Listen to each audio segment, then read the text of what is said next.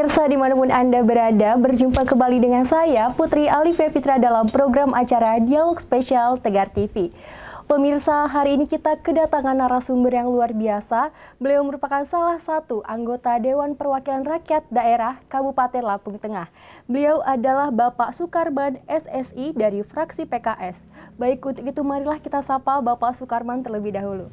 Assalamualaikum Bapak. Waalaikumsalam warahmatullahi wabarakatuh. Putri. Bagaimana Bapak hari ini kabarnya Pak? Alhamdulillah. Alhamdulillah. Baik Bapak, hari ini kita akan membahas beberapa hal terkait dengan Prokja dan juga pastinya kami ingin memperkenalkan sosok Bapak Sukarman kepada para pemirsa tentunya.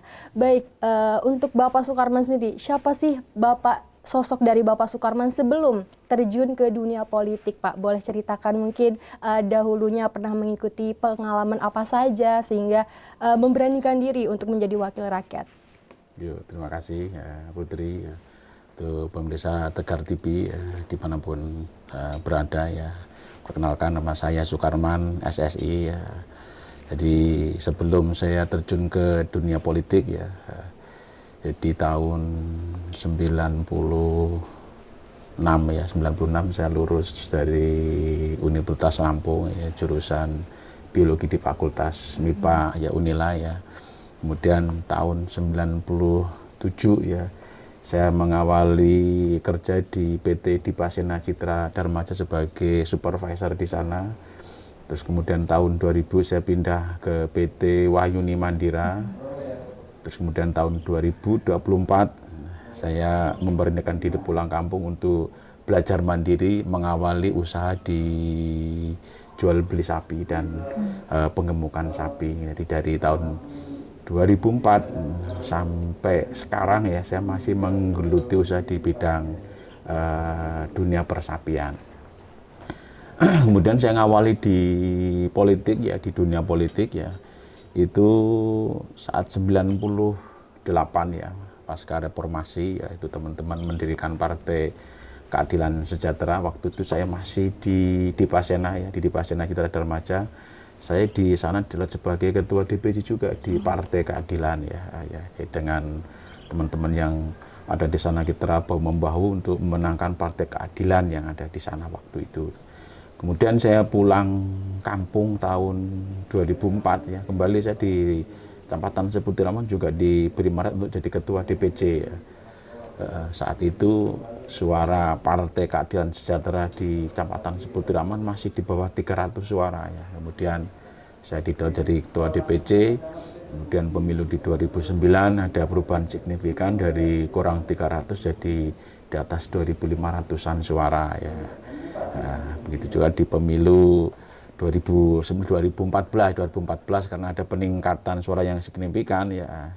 Saya yang tadinya nggak berpikir pengen jadi anggota dewan, waktu itu saya sama partai dipaksa untuk nyalon di tahun 2014 ya, di tahun 2014. Nah, kebetulan waktu itu ya saya juga di samping usaha sapi, saya sebagai guru honorer di salah satu sekolah disebut banyak Madrasah Diniyah Darussalam ya, di Darussalam ya, dari Darussalam dari tahun 2007 sampai 2016 saya masih ngajar di sana. Nah, terus kemudian di 2014 saya dicalonkan sebagai anggota DPRD Kabupaten Lampung Tengah ya. Alhamdulillah waktu itu ya saya dapat perolehan suara lebih dari ya 4.000-an suara di tahun 2014, dan mungkin untuk yang kesekian kalinya di dapil 1 dari PKS itu dapat 2 kursi ya, dan salah satunya saya waktu itu kan di tahun 2014 ya. 2014 sampai 2019 ya. Kemudian di tahun 2019 itu ada rasa jenuh apalagi saat saya jadi anggota DPRD Kabupaten Lampung Tengah itu ada badai yang melanda Lampung Tengah waktu itu kan ya, sampai kita semua dipanggil ke gedung KPK sana ya, sehingga di 2009 itu nggak ada semangat, bahkan kita maju di 2019 cuman sama partai itu untuk mencukupi kuota untuk nambahnya di suara itu kan ya. Sampai 2019 kita rehat selama 5 tahun ya. Kemudian di 2019 kembali, sebenarnya di 2004 ya kembali ya sebenarnya kita sudah pengen menepi kembali memperbesar usaha di persapian ya, tapi ya karena belum ada ya orang yang bisa menggantikan posisi saya di sini ya, sehingga di 2024 kemarin ya mau nggak mau ya di detik-detik terakhir saya kembali dicalonkan oleh teman-teman ya, oleh partai ya, sehingga ya di luar dugaan kami kita dapat suara terbanyak dan dilantik kemarin tanggal 19 Agustus 2024 kemarin. Wow. Baik, luar biasa sekali pemirsa, ternyata perjalanan dari Bapak sendiri ya, sehingga bisa saat ini menjadi kembali wakil dari DPRD itu sendiri. Jadi memang dari background-nya sendiri adalah seseorang yang berfokus di bidang peternakan ya Pak ya. Jadi mempunyai fokus tersendiri dan mungkin itu nantinya akan dijadikan salah satu program kerja dari Bapak sendiri dalam menjadi anggota dewan. Baik Bapak, untuk dukungan dan juga harapan ataupun orang-orang terdekat yang ada di belakang Bapak selama perjalanan menjadi anggota dewan saat ini Pak, bagaimana Pak? Itu yang pertama orang tua kebetulan tahun 2013 saat masa-masa kampanye itu Bapak dipanggil oleh Allah ya. Jadi saat itu pesan terakhir Bapak itu kan ya, jadi kata beliau bismillah ya, insya Allah kalau memang Allah mengendaki nanti 2014 nanti jadi, dan kalau jadi jangan lupa itu kan jabatan itu sebagai amanah dari yang di atas sana, gunakan yang baik-baik ya untuk menanam kebaikan yang sebanyak-banyaknya, sehingga nantinya ya walaupun kata Bapak jadi dewan mungkin ini yang terakhir kata Bapak waktu itu, tapi kenangannya nanti akan diingat oleh masyarakat ya sampai kapanpun kata Bapak. Nah, dari Bapak almarhum, dari Ibu ya Ibu lihat perjalanan di 2014 seperti itu ya. Sebenarnya Ibu waktu itu nggak mengizinkan ya, tapi setelah saya sampaikan tentang bagaimana manfaat jadi anggota dewan, terus kemudian keinginan masyarakat ya, harapan masyarakat saya kembali untuk maju, karena 5 tahun saya nggak jadi dewan itu, terutama orang-orang kecil itu kalau punya hajat ada masalah itu nggak ada yang dampingi gitu kan ya, sehingga masyarakat kecil pengen saya maju, Ibu ya akhirnya merestui, kata Ibu juga bismillah ya berangkat ya, mudah-mudahan Allah ngasih yang terbaik ya, tapi ya Ibu nggak nggak panjang usianya kan juga udah sepuh juga. Itu di tanggal 14 Oktober 2023 kemarin Ibu juga nyusul Bapak itu kembali ke pangkuan Allah Subhanahu wa Ta'ala. Terus dari keluarga besar, dari istri, dari kakak, adik ya. Jadi ya mereka karena berpikir jadi anggota dewan itu kan nggak gampang ya, butuh modal yang banyak dan seterusnya. Terus kemudian lawan-lawan politik juga seperti itu ya, cuman berpikir sederhana, jadi jalan apa adanya ya, kalau memang situ udah garis tangan nggak ada yang bisa ngalang-halangi untuk menebar kembali kebaikan di masyarakat jika nanti terpilih jadi wakil masyarakat di 2024 ini, seperti itu kan ya. Luar biasa sekali pemirsa, jadi pastinya dengan ridho juga dari orang tua dan dukungan yang sangat penuh dari keluarga ya Bapak ya, sehingga Pak Sukarman sendiri memberanikan diri untuk bisa menjadi wakil dari rakyat. Baik Bapak, mungkin kita akan lanjutkan dialog kita setelah jeda pariwara berikut ini, tetap di Tegar TV.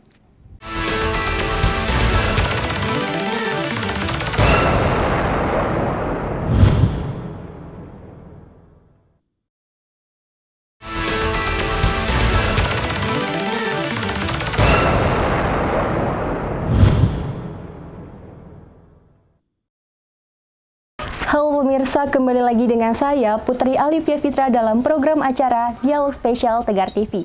Masih bersama narasumber kita yang sangat luar biasa, salah satu anggota DPRD Kabupaten Lampung Tengah, Bapak Sukarman, SSI Fraksi PKS. Baik Bapak, kita kembali lagi dalam Dialog Spesial Tegar TV terkait dengan tadi mungkin pengalaman dan juga banyaknya perjalanan yang telah Bapak tempuh ya Pak ya, selama 2 tahun periode menjadi anggota Dewan di Kabupaten Lampung Tengah. Untuk motivasi dari Bapak dengan adanya menjadi seorang anggota Dewan ini, apakah memang menginginkan untuk bisa menjadi penampung dari suara-suara rakyat, keresahan-keresahan rakyat yang ada di lingkungan Bapak, atau memang ingin untuk menjadi seorang pemimpin yang lebih baik Bapak? Jadi salah satu motivasi saya menekuni dunia politik hingga menjadi anggota DPRD ya, ini kami pengen ya, jadi apa namanya, saat terpilih menjadi anggota DPRD Kabupaten Lampung Tengah itu bisa menebar manfaat ya, menanam manfaat yang sebanyak-banyaknya di masyarakat ya. Yang itu yang pertama. Kemudian yang kedua itu ya, itu karena saya juga lahir dan dibesarkan dari keluarga yang nggak mampu ya, dapat dikatakan dari kawula alit ya, dari kalangan orang kecil ya kan ya. Nah, saya ngerasakan orang-orang kecil kalau punya masalah ya, mereka itu nggak ada yang menaungi. Jadi saya pengen ya, dengan saya jadi anggota DPRD Kabupaten Lampung Tengah, saya bisa menampung aspirasi mereka, menjadi orang tua asuh mereka, menjembatani mereka jika ada permasalahan-permasalahan dengan pihak-pihak terkait yang ada di Kabupaten Lampung Tengah seperti itu kan ya. Menjadi jembatan dari keresahan masyarakat itu sendiri ya Pak ya. Lalu untuk tindakan atau pendekatan seperti apa Pak yang Bapak lakukan untuk dapat berkomunikasi dan mendengar aspirasi dari rakyat itu sendiri yang saat ini telah Bapak pernah lakukan? Jadi saya dari tahun 2014 ya, jadi begitu saya terpilih ya, saya langsung yang pertama membuka rumah inspirasi ini yang pertama ya, rumah inspirasi. Rumah inspirasi ini terbuka untuk siapapun yang mau bergabung dengan kita, ini yang pertama. Kemudian yang kedua ya, saya punya program di samping program reses wajib, saya punya program reses mandiri ya. Di setiap hari Sabtu Minggu saya turun ke masyarakat, ke kelompok-kelompok masyarakat dengan program-program nanti mungkin yang akan saya paparkan satu persatu itu kan ya. Terus kemudian yang berikutnya yang nggak kalah penting ya, saya itu ada salah satu program itu ya, program jemput sakit untuk berobat ya. Saya pernah merasakan keluarga saya, betul waktu itu saya nggak di rumah, sakit ya, nggak punya apa-apa, nggak punya duit, nggak ada kendaraan ya, pinjem kendaraan kanan kiri nggak ada yang ngasih ya, ke kampung, ke ini juga nggak ada yang peduli, sampai itu keponakan saya itu apa namanya itu meninggal di perjalanan itu kan, termasuk adik ya. Jadi karena mau berobat nggak punya duit itu nggak bisa dibawa ke rumah sakit, meninggal di rumah ya. Jadi dengan adanya pengalaman pahit itu, saya punya program jemput sakit untuk berobat, nanti kita paparkan di segmen selanjutnya ya. Jadi saya sampaikan ke masyarakat kalau memang ada kondisi seperti itu, walaupun tengah malam, saya sampaikan boleh lompat pagar itu kan ya, dan akan saya antarkan langsung ke rumah sakit Demang itu kan. Ini salah satu yang sampai saat ini membuat tambahan energi untuk saya ya, untuk saya kembali melangkahkan kaki melayani masyarakat ya, karena ya tetap ya, mungkin kita sama-sama mengetahui ya, karena keadilan di negeri kita belum sepenuhnya ditegakkan ya. Kalau rakyat biasa, orang yang nggak punya ngetok rumah sakit Demang, nggak bawa kartu BPJS, nggak bawa duit, nggak akan dibukain pintu. Tapi kalau anggota dewan ya, kita cuman batuk di sana udah dibukain pintu kan, seperti itu. Ini akan kita gunakan untuk memaksimalkan menolong masyarakat yang memang benar-benar membutuhkan seperti itu gitu kan. Baik, luar biasa sekali pemirsa. Ternyata di luar dari keresahan masyarakat, karena ada pengalaman dari keluarga sendiri ya Bapak ya, sehingga Pak Sukarman menciptakan program kerja, beberapa program kerja yang tadi telah dipaparkan, yang nantinya semoga bisa dapat membantu masyarakat yang di keadaan genting pun akan bisa mendapatkan pertolongan. Luar biasa sekali Bapak Sukarman. Semoga bisa terus bisa menginspirasi ya Pak ya, dan juga nantinya bisa sangat bermanfaat untuk masyarakat di lingkungan Bapak. Oke Bapak, terkait dengan program kerja sendiri, menjabat menjadi seorang anggota dewan yang saat ini kembali juga 2 periode berturut-turut maksudnya. Apa saja Pak yang sudah Bapak persiapkan, rencana dan juga program-program yang nantinya akan Bapak aktualisasikan kepada masyarakat Pak? Ya, terima kasih ya untuk pemirsa Tegar TV ya. Jadi ada 2 program itu yang kemarin saya sampaikan di kampanye ya, sebelum pemilu kemarin ya. Jadi program yang pertama itu terkait komitmen kami ya, saya dan teman-teman untuk membesarkan UMKM melalui kelompok-kelompok ya yang sudah kami bentuk di periode kemarin sebelumnya, dan kelompok-kelompok baru yang kami bentuk saat pemilu kemarin, dan kelompok-kelompok baru yang saat ini mereka daftar membuat kelompok di bawah binaan kami. Jadi ya, yang pertama membesarkan UMKM melalui kelompok-kelompok binaan. Terus kemudian yang berikutnya kita akan mencarikan orang tua asuh ya, orang tua asuh ya dari kelompok-kelompok yang sudah kita buat ya, dari tingkat kabupaten, provinsi dan pusat ya. Karena ya saya memahami dulu saya pernah punya kelompok, tapi karena nggak ada yang membina ya, sebelum saya jadi anggota dewan ya, itu ya nggak ada yang lirik, nggak ada yang berusaha untuk membantu menjadi besar. Tapi dengan adanya binaan ya dari ya mungkin kalau ada kepala daerah tingkat kabupaten, kalau nggak punya kepala daerah ya anggota dewannya ya dari tingkat kabupaten, tingkat provinsi, pusat, ini akan sangat membantu teman-teman yang saat ini mereka ada di kelompok-kelompok binaan kami. Ini yang pertama ya. Jadi membina kelompok-kelompok yang sudah ada, kemudian membuat kelompok-kelompok baru yang mereka memang pengen gabung dengan kami, dan mencarikan orang tua asuh dari kelompok-kelompok itu dari tingkat kabupaten, provinsi, dan pusat. Ini yang pertama. Kemudian yang kedua, saya akan kembali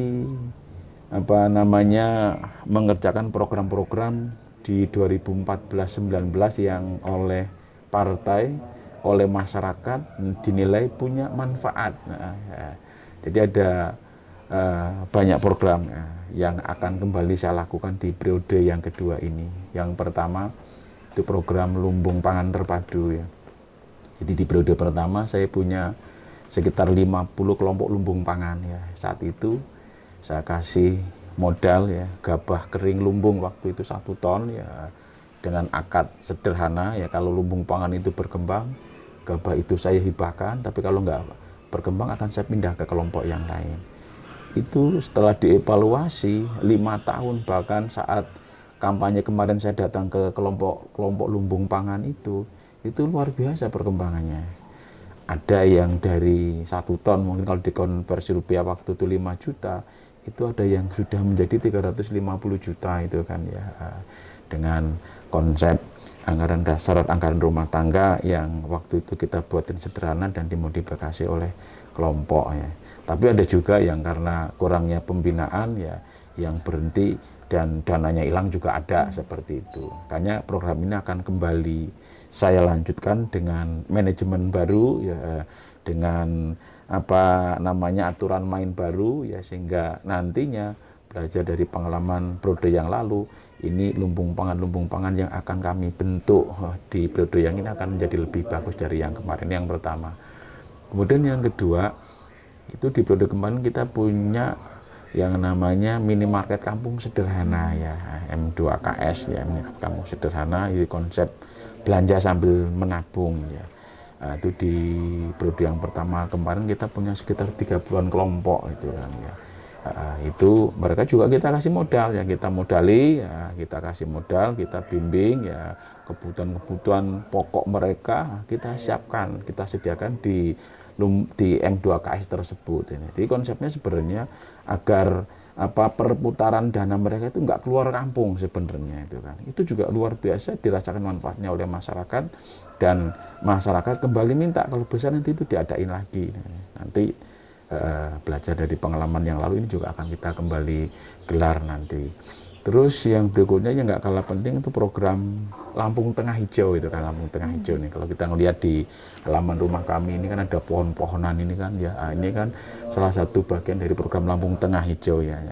Di Lampung Tengah Hijau itu konsep bagaimana kita menghijaukan pekarangan rumah ya masyarakat yang masih kosong ya, menghijaukan kecamatan, menghijaukan kabupaten ya, dengan harapan dengan program ini ya, itu pekarangan rumah jadi hijau ya, jadi hijau, jadi asri, dan tanaman-tanaman yang kita bagikan ke masyarakat itu tanaman-tanaman yang punya nilai ekonomi tinggi ya. Itu di periode pertama kemarin ya, itu saya membagikan ke masyarakat itu bibitnya beraneka ragam, itu ada kelapa ya, kelapa nias seperti yang ada ini kan, kelapa nias, kemudian ada alpokat, ada mangga ya, dan seterusnya termasuk anggur Brasil ya. Nah, untuk periode ini 2024 ini akan kita fokuskan ke tanaman coklat Sulawesi ya. Coklat Sulawesi ini nilai ekonomisnya sangat tinggi ya. Terus usianya juga, usia panennya itu relatif sangat pendek, 1,5 tahun sudah buah. Harganya saat ini ya coklat itu kan itu nggak kurang dari 70.000 per kilonya.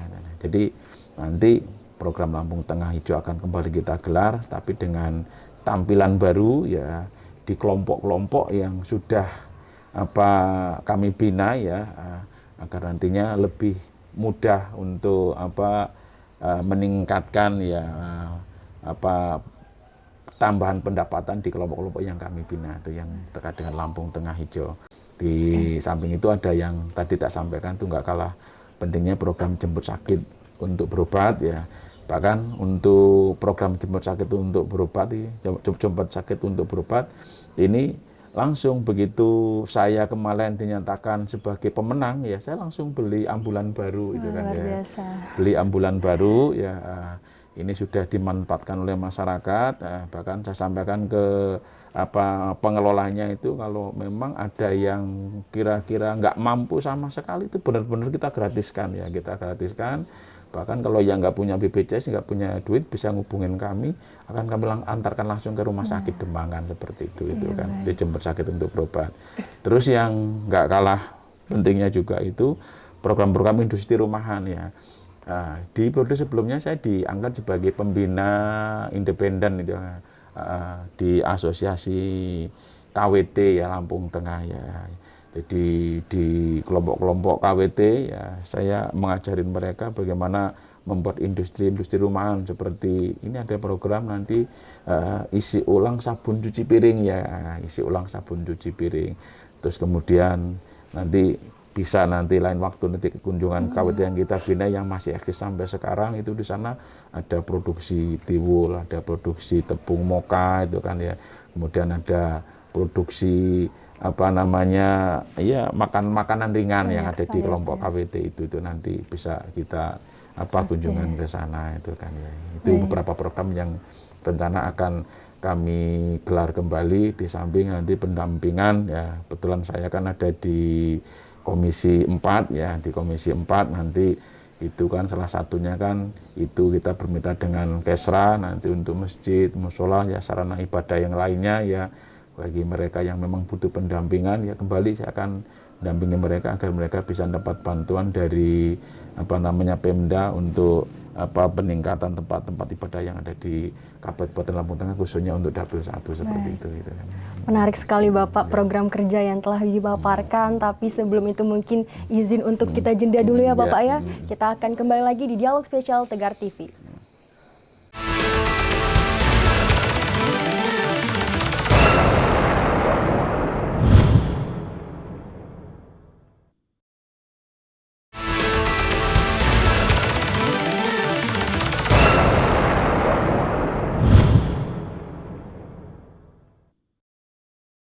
Halo pemirsa, kembali lagi dengan saya Putri Alivia Fitra dalam program acara Dialog Spesial Tegar TV.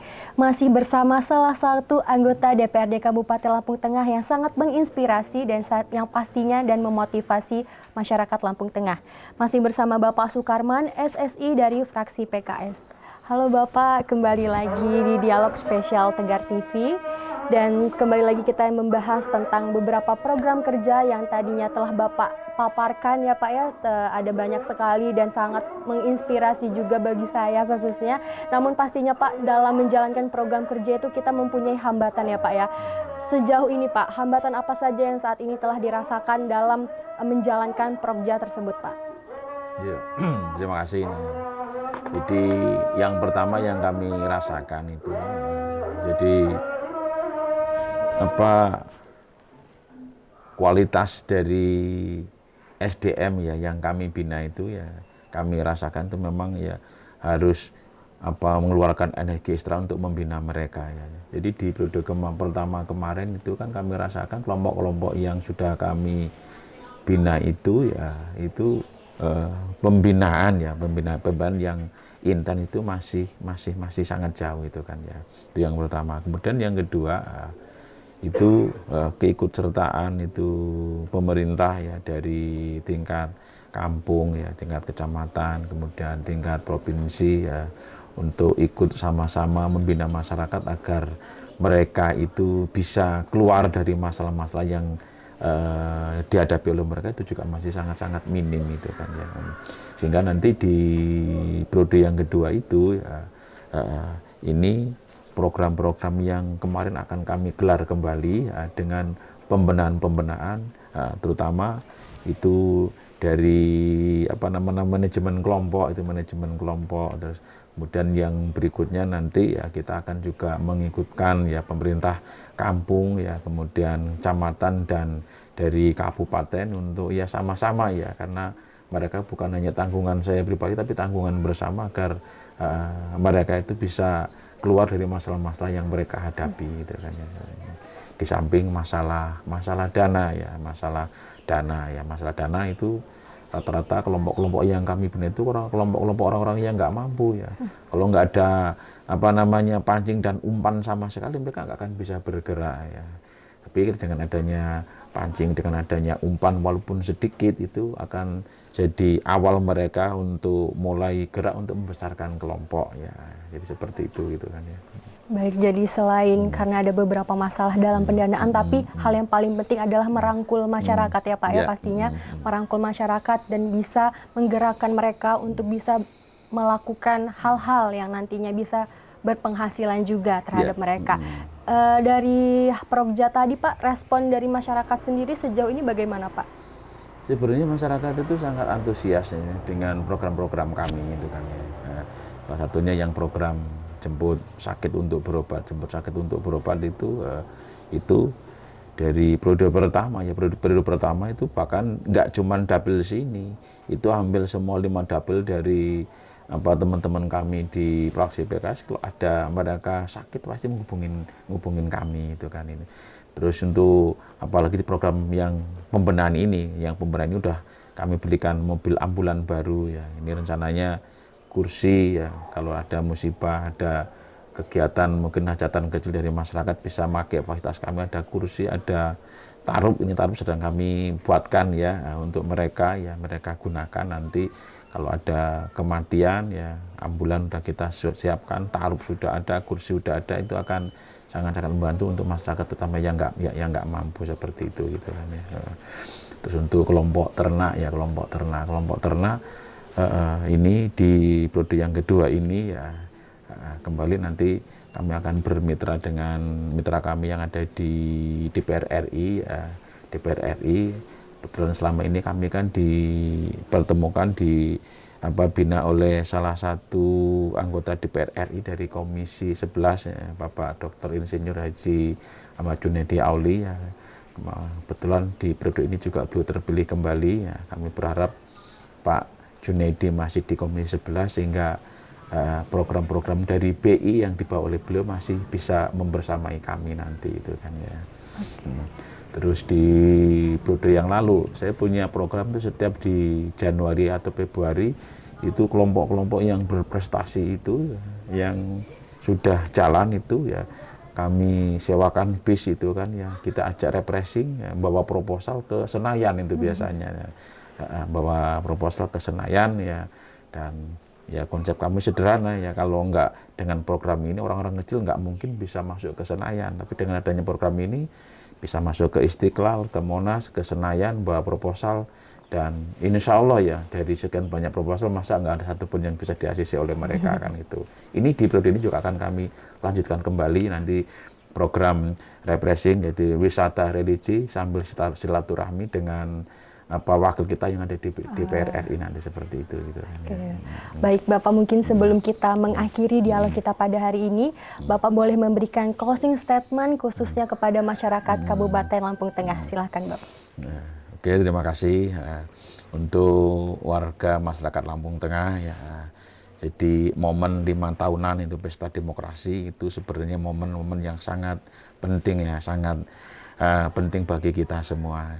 Jadi jadikan momen 5 tahunan itu sebagai sarana untuk benar-benar memilih wakil masyarakat yang memang benar-benar menjadi wakil kita ya, yang mau tahu kita, yang mau tahu kondisi kita, yang mau membersamai kita dalam suka dan duka. Jangan hanya terpancing dengan 50.000, 100.000, bahkan mungkin 200.000, tapi setelah itu mereka akan menghilang saat kita membutuhkan ya. Kalau pesan kami ya, jadi kalau memang ada momen-momen seperti ini lagi pilkada ya, Bapak Pileg pilkada ya, kembali ke hati nurani. Kalau ada yang ngasih duit, ambil duitnya, tapi tetap pilih pemimpin, pilih wakil masyarakat yang mau membersamai kita dalam suka dan duka. Mungkin seperti itu gitu kan. Oke, baik, luar biasa sekali Bapak Sukarman atas ilmu dan juga pengalaman berkesannya kepada para pemirsa di rumah. Saya mengucapkan terima kasih atas kesempatannya Bapak telah berbagi banyak sekali ilmu untuk masyarakat dan anak-anak muda di Lampung Tengah dan Provinsi Lampung itu sendiri.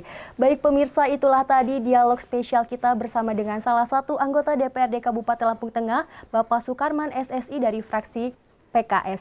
Saya Putri Alifia Fitra, pamit undur diri, sampai jumpa.